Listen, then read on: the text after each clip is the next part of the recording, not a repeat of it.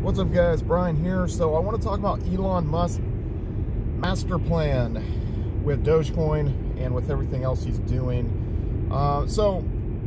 He's somewhat laid out a lot of his master plan. He wants to have a sustainable colony on Mars, that if Earth blew up, that the Martian colony would survive and that the species would be able to survive. Obviously a lofty goal. So a lot of the stuff that he's done is to kind of lay the foundation for that. If you look at SpaceX, they needed to have reusable rocketry to have cheap access to space.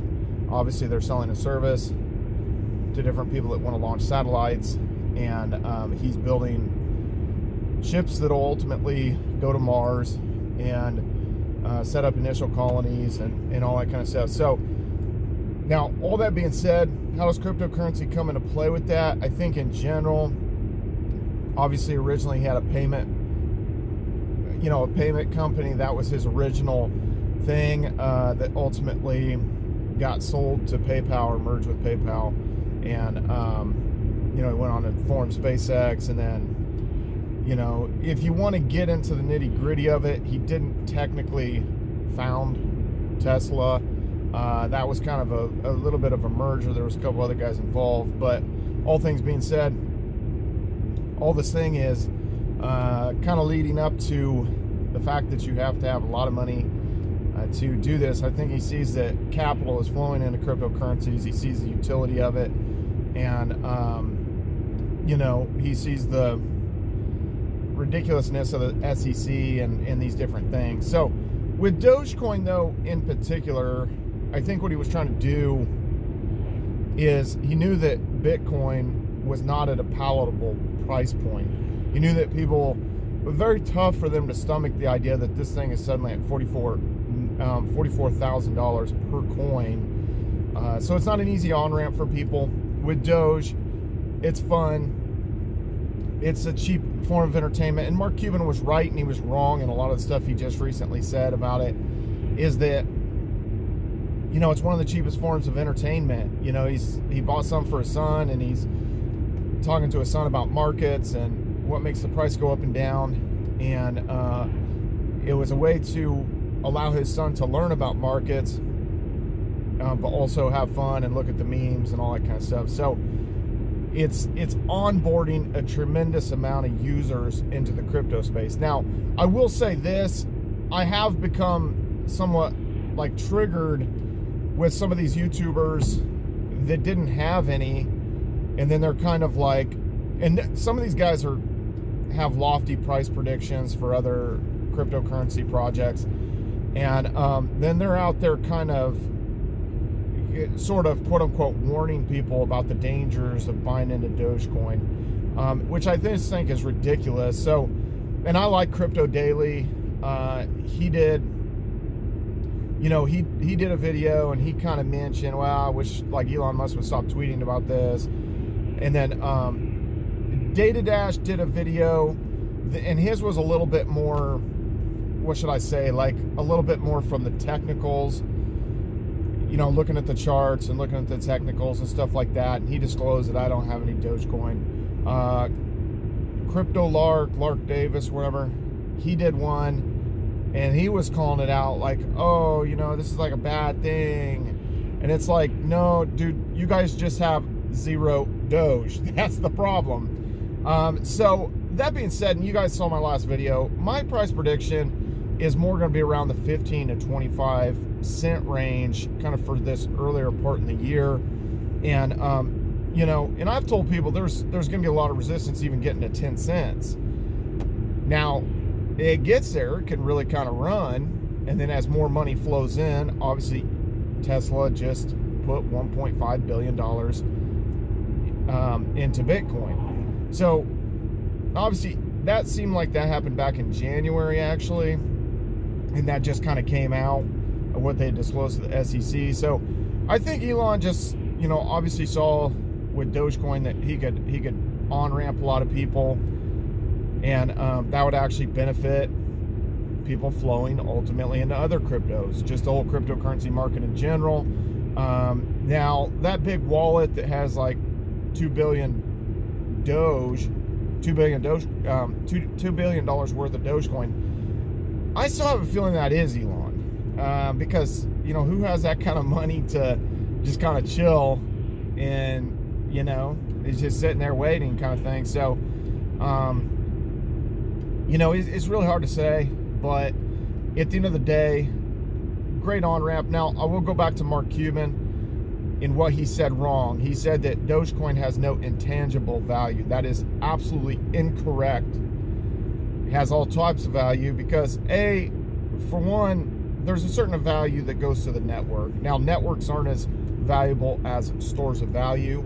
Dogecoin has actually performed very well, and even if you take it back, from a store of value standpoint, well, from a price appreciation standpoint, if you just go back a year, basically it's went up over 2,000%, and that has far and away blown away Ethereum and Bitcoin as an investment, as a price appreciation just over the last year.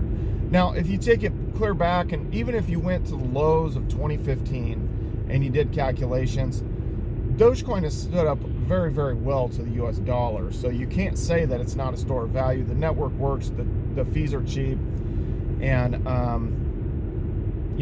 it works. So there's a certain amount of money that needs to be attributed to just the fact that it's a workable network. And then stores of value are worth more, and it has done that as well. But secondly, electricity isn't free, and computing power isn't free. And it's like I always say, when somebody says cryptocurrency isn't backed by anything, that is absolutely incorrect. It is backed by energy and computing power.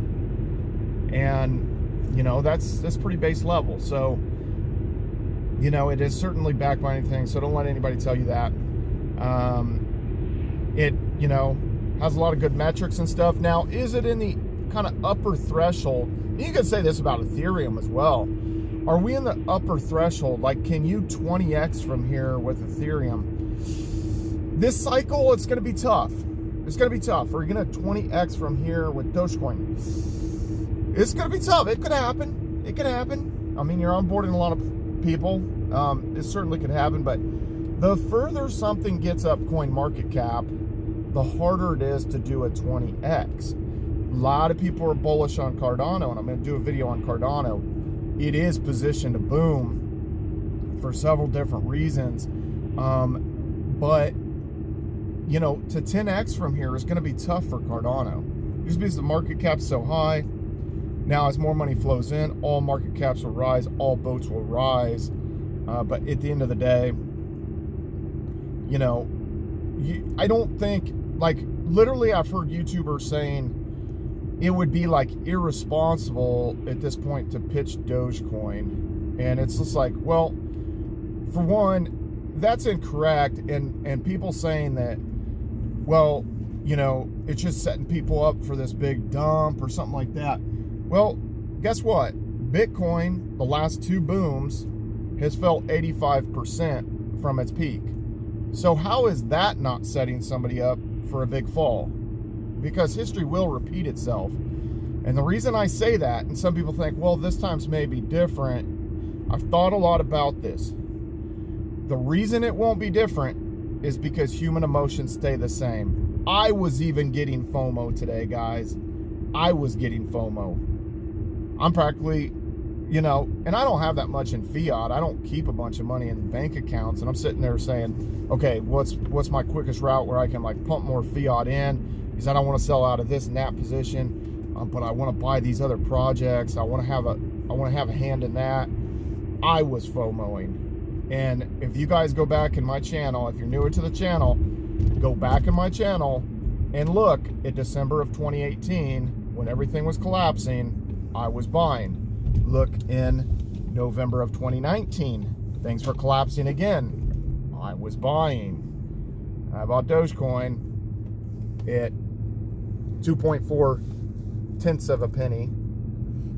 I bought Cardano for 3 cents. And my last stack of Cardano in, bought at 3 cents. So this last cycle, I did pretty well of getting in at the right times. And I don't think it's irresponsible to be talking about Dogecoin, because here's the thing. If someone went in light, and let's just say they invested $100 or $200, or they did that, and it doubled, and they took half of their investment out, so they're riding the icing, and then they reallocated it to some other projects. I don't see what's irresponsible about that. At the end of the day, you even had some of these large cap investments like Ethereum falling 90%, over 90%. So, you know, the reason that they're just talking smack about it and acting like they're mad that Elon's talking about Dogecoin is because they have zero Doge. One Doge equals one Doge, guys. Follow me on all social media at Brian Phobos, YouTube, Instagram, Steemit, Twitter, Hive, Library, DTube. See ya.